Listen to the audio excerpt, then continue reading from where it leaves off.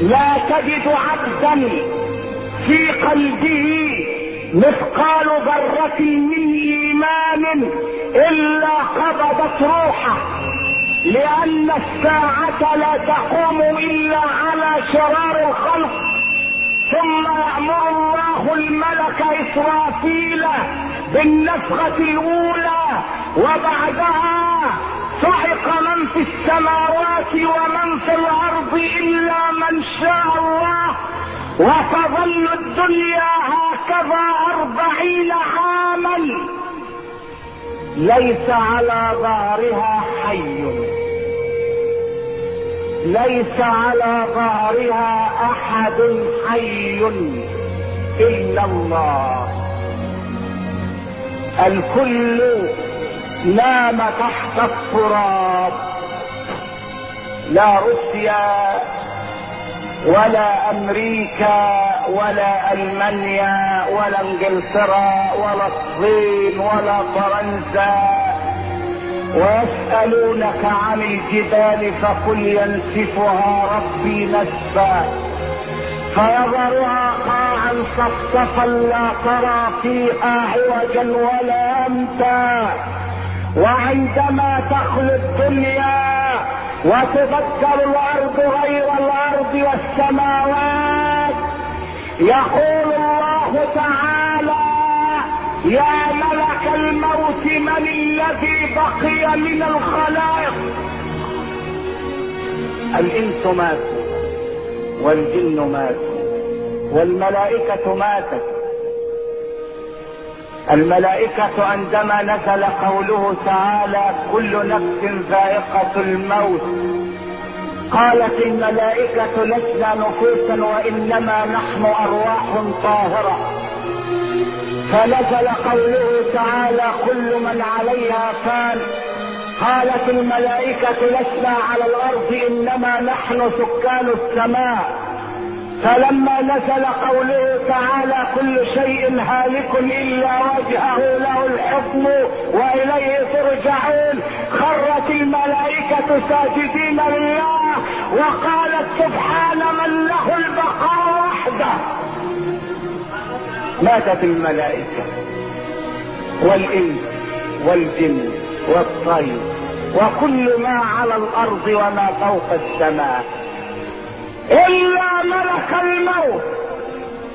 يسأله الله من بقي من الخلائق يا ملك الموت؟ يقول إلهي لم يبق إلا جبريل وإسرافيل وعبدك الماثل الآن بين يديك. فيقول له الله اقبض روح جبريل يا ملك الموت، فيقبض روح جبريل. من بقي؟ يقول ميكائيل وإسرافيل وأنا العبد الذليل بين يديك. اقبض روح ميكائيل يا ملك الموت، فيقبضها. اقبض روح إسرافيل يا ملك الموت، فيقبضها. ثم يسأله الجبار جل جلاله من بقي من الخلائق يا ملك الموت؟ فيقول لم يبق إلا أنا العبد الذليل بين يديك. فيقول له الله موت يا ملك الموت، موت يا ملك الموت. فيموت ملك الموت. وعندما يشعر بسكرات الموت يقول وعزتك وجلالك لو كنت اعلم ان سكرات الموت شديدة هكذا لطلبت منك ان تعافيني من قبض ارواح العباد.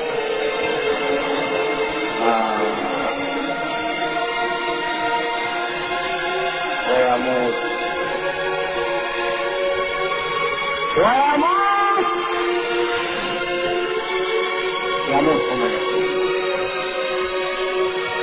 وينظر الله الى الدنيا وهي خاوية على عروشها.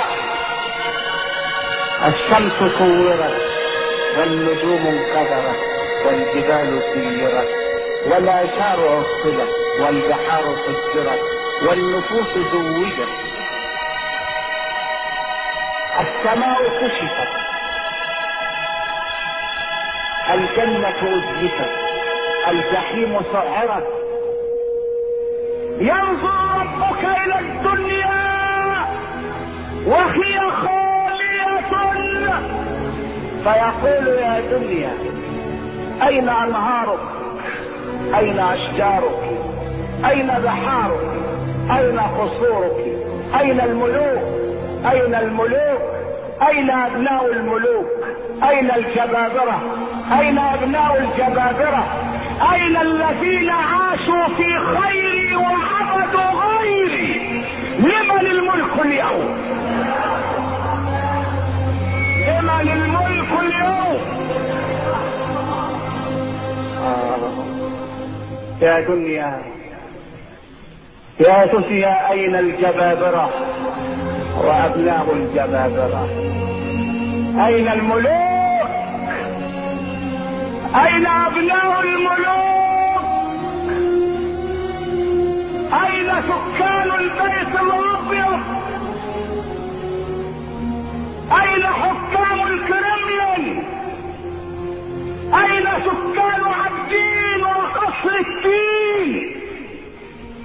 وسكنتم في مساكن الذين ظلموا أنفسهم وتبين لكم كيف فعلنا بهم وضربنا لكم الأمثال. وقد مكروا مكرهم وعند الله مكرهم وإن كان مكرهم لتزول منه الجبال.